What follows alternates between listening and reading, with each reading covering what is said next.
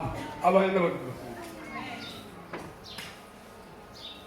Ijambo rya gatatu azamuhereza kubabarira.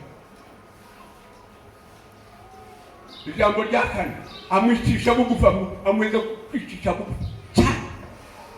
Ni ntabwo rero iyo umwuka barandibanga umwuka baramutaza ni umwuka barahereza umuntu hiyo bibona Yesu Kristo kubera kwicisha bugufi Imana data imuheza isi urisumba yanjye basibayo wamabiye soko fuka wazakuguye Yesu mwana w'Umukristo ari kuzimu nayo mu ijuru nayo mu nyanja bicishije bugufi baratebuka azakoza kwicisha.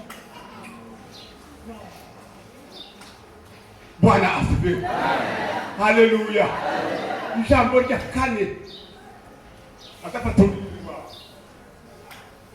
muri jambo muri mifungo na umuko chaupe ngwata kufa kwezi kuniteka na hivi atapata ulimi rwo azarumo muka biraza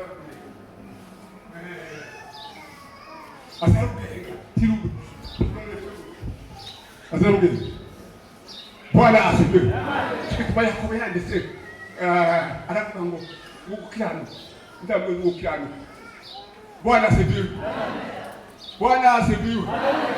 Wibu tutu gukiranuka muzivuga mu mahoro munabahisha abandi amahoro.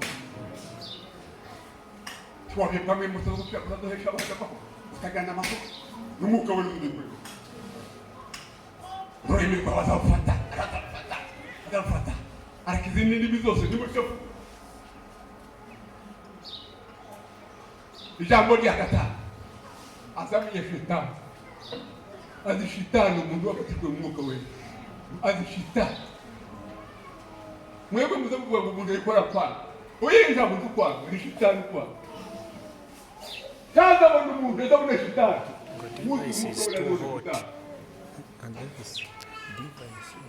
wala asibe reka babwi aho imbere y'umuntu